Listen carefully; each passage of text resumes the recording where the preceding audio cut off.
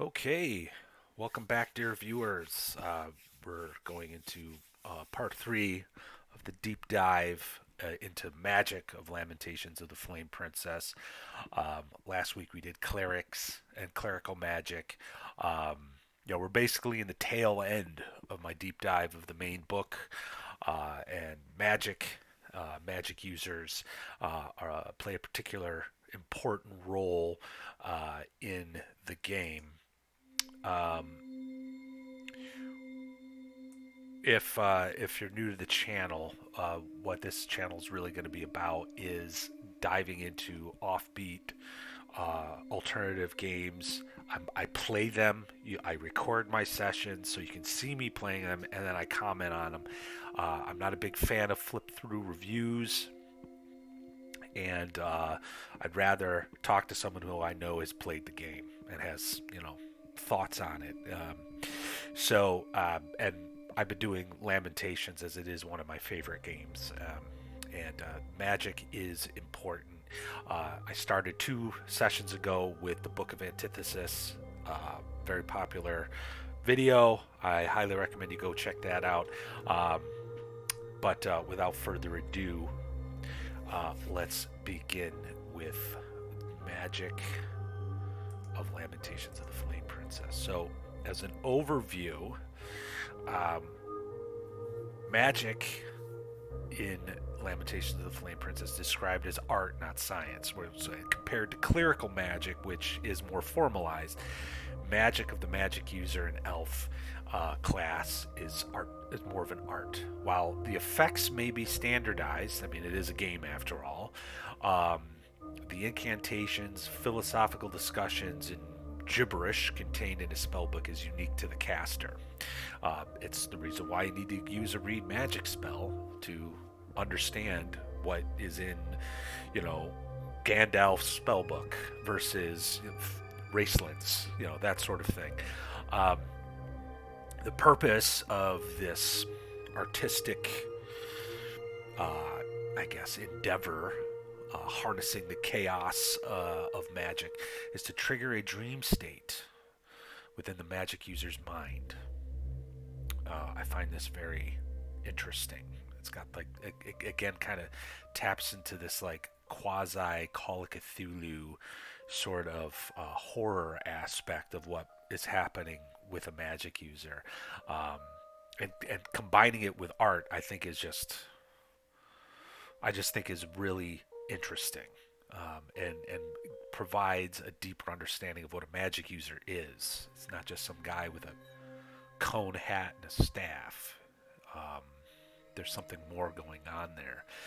Um, and I mean, this is a game that's been based off of BX and some of the earlier editions of the game. So the mechanically speaking and how spells are presented, um, it's more Vancian than anything else.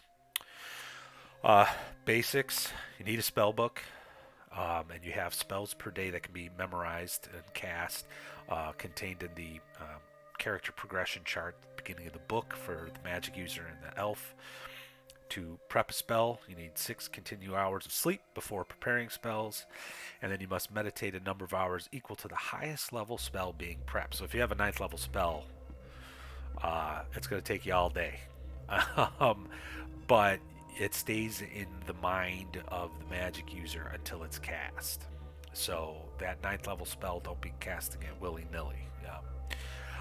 There are spells that are reversible, and they can be memorized either or, but you have to decide at the time of prepping, not at the time of casting, whether you're going to do a reversible spell or not.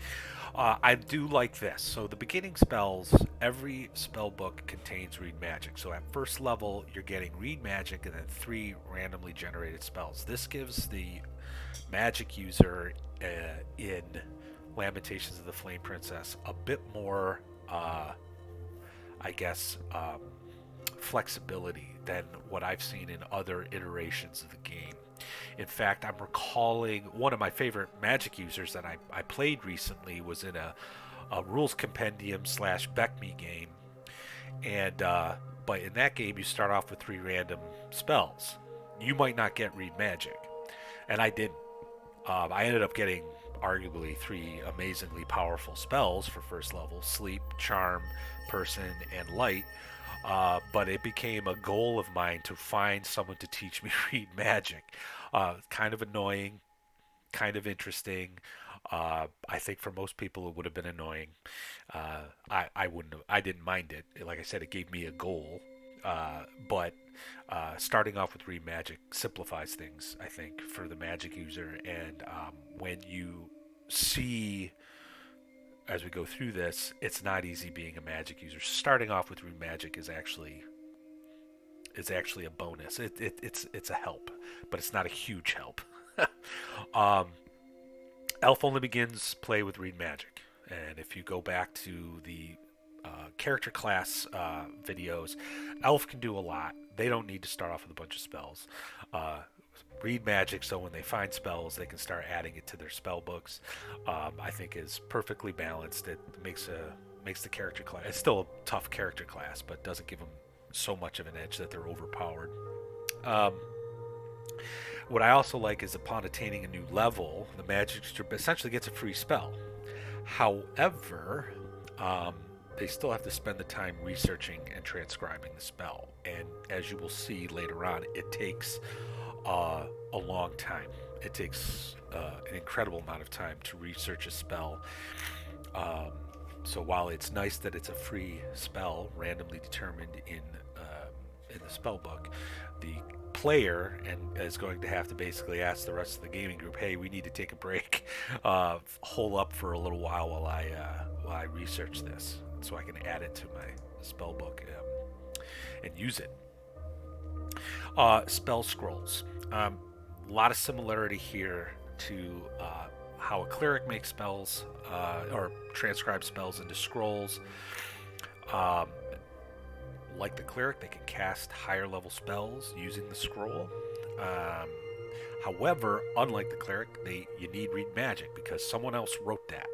Some other artist wrote it, created it, put pen to paper, right? Or I should say quill to paper. So you're going to need read magic to know what that scroll says, and even to identify it. When you cast from a scroll, it erases it from the spell. Gets erased from the scroll, and you can have multiple spells on a scroll. You can uh, cast as many as that scroll has, but you can only do it one at a time, of course. And to use a scroll, got to have two hands free. It takes an entire combat round to do it. And you use the level of the reader, not the writer, to determine the effect of the spell. Again, that's a departure from earlier versions of Dungeons and Dragons, and I do like that. It just makes the mechanics of using scrolls simpler, and I'm a big fan of simple. Writing a scroll can do any spell from your spell book, 50 silver pieces per day. Um, and you have to do that though for every spell scroll, even if you're making multiple scrolls for the same spell. A trick that I picked up playing Lamentations of the Flame Princesses. Once you have the time and the silver, it's a good idea to just have a bunch of scrolls made up so you can use while you're adventuring, and maybe even carry and wear heavier armor to protect yourself, and then just cast magic from your scrolls. Um, Transcribing spells, there's two ways to do it. You find a scroll and move it to the spell book. It costs 20 silver pieces per day, and that removes the spell from the scroll. So now the scroll's useless. Okay, but now you have something in your spell book. You can find other spell books, and you can, once you cast read magic, you can use those spell books and memorize spells from those spell books. But you may want to consolidate, and so you're not carrying, because they're bulky. You're not carrying. You don't want to be carrying around all these books.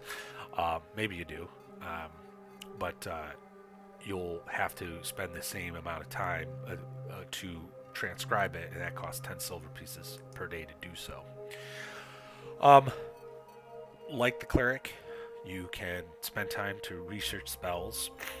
What I like is that this allows you to add something to your spell book that you might not have access to. So like prior editions of D&D, to add something to your spell book, you had to find that scroll or find someone to teach it to you. Here, in Lamentations, if you really want the spell invisibility, for example, in your spell book, you can research it without any prior reference. However, it's intensive research. It takes a lot of time, and it's going to be costly, but it can be done. Again, it kind of ties into this concept that the magic user is an artist, wielding the power of magic, this thing that's on the other side of the veil of reality. I really like this. It just makes the magic user so much more interesting in my mind, more active rather than like this passive character class that's just waiting for certain things to happen to put in the spell book and yada yada yada. The magic user is someone who's taking charge, controlling reality, because that's what they're doing. Um, You can also research spells that are higher level than you. This is a very interesting rule. So if you're first level, you can only cast spells from level 1, but you could research a second, third, fourth, ninth level spell. It's going to take time, and you can write it into your spell book, but you won't be able to memorize it. But you could craft it into a scroll. So very interesting. And then, of course, magic users can create their own spells with referee approval. And then again, it's going to cost money. 25 silver piece per day for standard spells from the rule book, 30 for brand spanking new ones of your own creative, possibly morbid mind. This book, and we're going into it right now, but this book provides a pretty clear structure and rules, mechanics for creating magic items, and it gives it access to the player. Where in previous editions, it's all in the DMG, and they're not 100% clear anyway. So anyway, you can create potions. You can create healing potions if a cleric and a magic user team up and start making healing potions or cure disease potions, that sort of thing. 50 silver piece per day to do so. Rules for creating wands and staffs are also available. This is a little bit more involved. First, you got to determine what spells the item will contain. Wands generally only have one spell per wand, but may have up to 3 if the spells are closely related. So there's different types of invisibility spells, for example. There's different types of illusion spells, which I'm going to mention later on. So because they're kind of the same or similar, you could put them into a wand. And similarly, a staff can have 3 spells or 5 if the spells are closely related. Next, you have to enter the original charges. And once the work on the physical staff or wand is complete and the proper preparations are made, which is not defined, so this is up to the referee and the player to kind of talk about, like, what are you doing? Are you sacrificing virgins to do this? Do you have to wait for a full moon on the solstice? That who knows? But then a permanency spell is cast on the item, followed by one casting of every spell to be represented in the item. Okay. Maximum number of charges is then determined, and at this point, all spells, by the way, cannot be interrupted while this process is being done. Now, this is where it gets kind of, I'm going to admit it's a little murky, but it sounds like you basically take the lowest level spell that you're putting into the staff or wand and cast it multiple times to basically charge it. Okay, so hypothetically, you could have a wand of magic missiles and cast magic missile 99 times. Okay, if you're doing a wand that does, let's say, invisibility and then improved invisibility, two closely related spells, you would cast the lower level spell, invisibility, multiple times to charge it. Okay, and the book notes that this is where you might want to have groups of mages, apprentices, if you will, helping you create this item. Okay. And then the base number of charges used by each spell is determined by the level of spells included. So and this gets a little complicated. So the example in the book is you have invisibility, 10-foot radius, and then mass invisibility. Invisibility, 10-foot radius is third level spell. It's the lowest level spell, okay, being put into this staff or this wand, okay. That will cost one charge. However, the difference between the level of invisibility 10-foot radius versus mass invisibility is 4, so that uses 4 charges. As you can kind of see at this point, creating a magic item is incredibly time consuming and costly, because you don't just need to be able to cast a spell to charge it. You could use scrolls, but as we saw, scrolls take time and cost money to create. You can recharge a staff. Um, that requires the casting of permanency, and for every cast of permanency, you recharge it. So recharging wands and staffs is going to be rather difficult and costly. And there's also a risk. Every time you do this, you have to make a saving throw versus magic, and you risk losing a point of constitution. It's not permanent. It can heal, but it's not going to be easy to recharge that wand or staff. And it's 50 silver piece per day for creating this staff or wand, not including whatever scrolls you were trying to create or you were using to create the wand or staff. It's expensive. So here we go into the time. Very similar to the cleric. You have to declare ahead of time how long you're planning to perform the research or create the item, whatever it is that you're doing. It's got to be uninterrupted. And then the referee rolls from a chart, and if the time you devoted is equal to or greater than the roll, it's an automatic success. If it's less time, the process is a failure. All money spent is lost. All materials are used up, and then there's a 10% chance of a curse. This is actually really stringent too, because if you don't have a library, the time to write scrolls, transcribing spells, and researching spells is going to be doubled if you don't have a library that has at least 1,000 silver pieces worth of books in there. This was a bit of a surprise to me, as I don't believe we applied this rule when Malthus, in my Lamentations of Elemental Evil campaign, when he started researching his next level spell. So a mistake I won't make again. Potions are doubled, time is doubled without a lab, and for staffs and wands you need both, a lab and a library. And then of course an intelligence modifier will reduce or increase the total number of days once the referee has made the rolls and calculated the amount of time. As you can see, to really do magical work, it's going to take time and money. Casting a spell is pretty standard. It's a combination of mental effort, gesticulation, and incantations. You must have your hands free, or you could use a staff or a wand as sort of like a focus. If you're bound, gagged, silenced, or otherwise unable to gesture or speak, you can't cast a spell. You can't cast a spell secretly. I mean, you're intoning just like the cleric. And then, unlike the cleric, you need to be lightly encumbered. Or excuse me, I'm sorry, magic users who are lightly encumbered cannot cast spells. Elves, however, they can cast spells until they're heavily encumbered. So another little bonus that the elf gets. Okay, so here's my favorite section actually of this part of the magic is libraries and laboratories.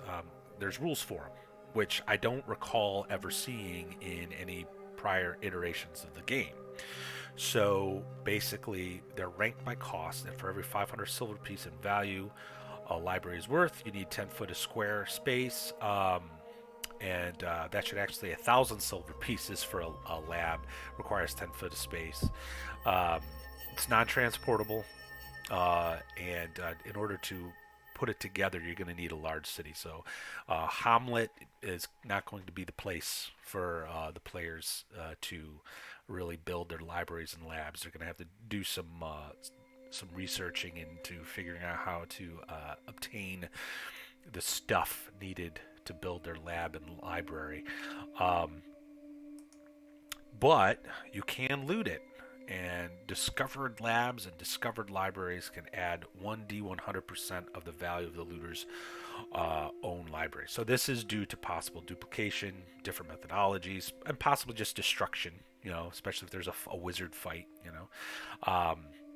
When a lab is used, a magic user must make a saving throw versus magic. If successful, the lab loses 1d20 times 100 silver piece of value. It'll have to be replaced. If the roll is failed, accidents and wasted supplies cost 2d20 times 100 silver pieces. And then, of course, if you roll a natural 1 on the save, there's an explosion. 5d20 times 100 silver piece in supplies is lost, plus the magic user and an alchemist, if you've hired one, to help you suffer 1d10 damage, save versus breath weapon for half. So, before I get into the spell list, as you can see, researching spells, the labs, all that's costly. But if you refer back to the henchman video, hiring an alchemist can help reduce the time. Having other hirelings and magic users can help reduce the time.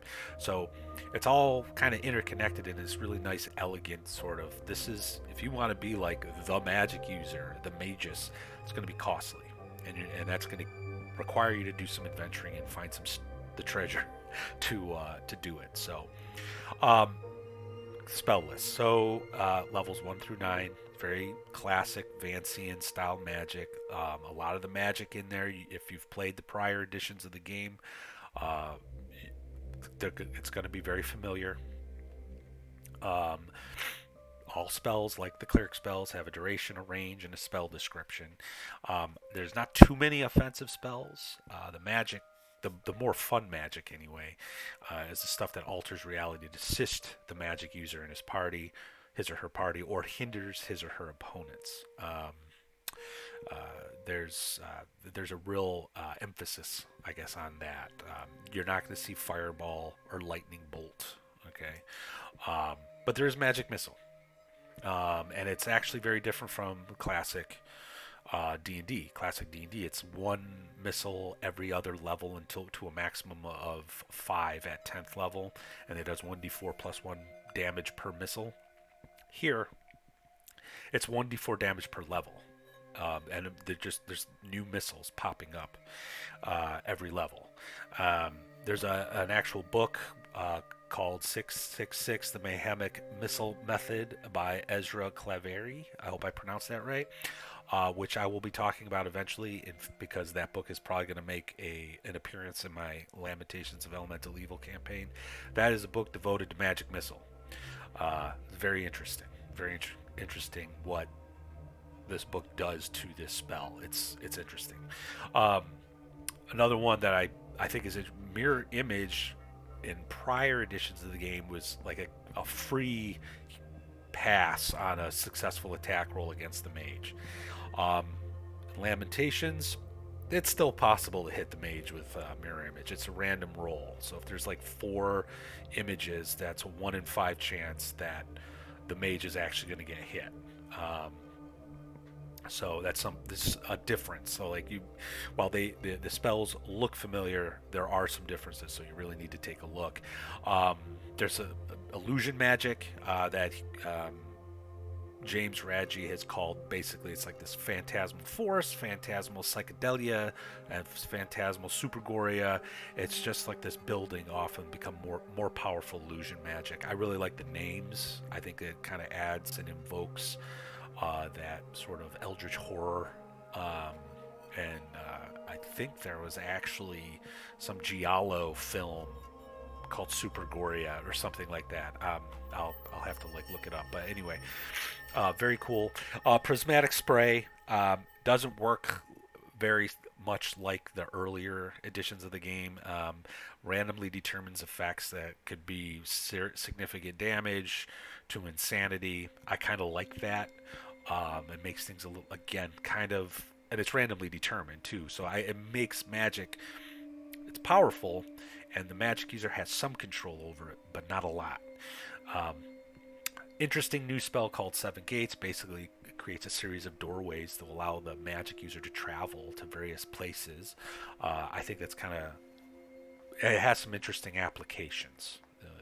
Maybe your mage has hidden locations, hidden labs, and libraries. Kind of an interesting, a lot of potential there. And then this level one spell I really like called Bookspeak. Allows the caster to know what is in a book without reading it, and thereby potentially avoiding any curse that may be on the book. I like that a lot. Um, and it's actually a really weird gonzo spell because the book forms a mouth and starts talking to you and answers questions, but it'll growl at people who are not the spellcaster. It's an interesting spell. So, all right, some final thoughts. Being a magic user or elf is a very challenging character class in Lamentations of the Flame Princess, but I think it's incredibly rewarding.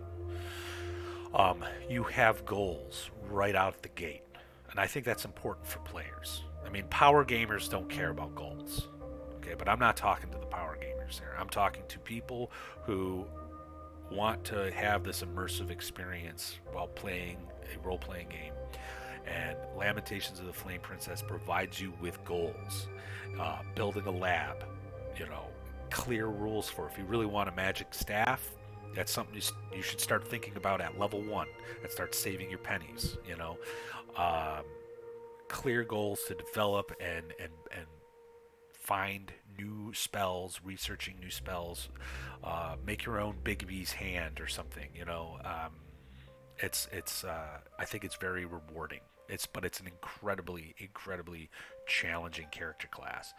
Um, I really like how magic users are artists rather than the bureaucrats that are clerics. I'm probably going to do an entirely separate video at the end of all the magic discussion, kind of detailing like more philosophically what I think Lamentations does very subtly that is incredibly important. Um, in fact, I'm going to do that. I'm going to do that. I really like how labs and libraries are clearly defined. In prior iterations of the game, I wanted to have the wizard with the spell tower, but like I didn't really know how to do it. Well, I know now, and it gives me that goal. I know what I need to do to build these labs and these libraries. And I'm a big fan of fantasy and style magic. I know a lot of people don't like it. I don't know why they don't like it. I think it just makes sense. Maybe it's because I've read Vance and I understand Vance. So, but I do like how fantasy and style magic. If you've played other editions of the game, you're going to understand basically how mechanically how to cast spells in this game. So it's an easy switch. Now we're going to be talking about other types of magic that Lamentations of the Flame Princess provides, and it's a little different. And again, that kind of ties into the philosophy that I want to get into eventually. But for your standard mage, I like it. I'm really happy that it's sticking with Vancian magic, and of course, if you're creative with the use of the spell, again, you can do some really wild stuff. Okay, so what about Summon? Summon is a level 1 spell that is arguably the most powerful spell in the game. I mean, it can end campaigns. I'm going to do a separate video, and that'll be actually the next video, because it's a 10-page spell. I mean, that's how detailed it is. So I will be doing that next week. So a whole app video dedicated to Summon. So stay tuned. Using some creepy music again.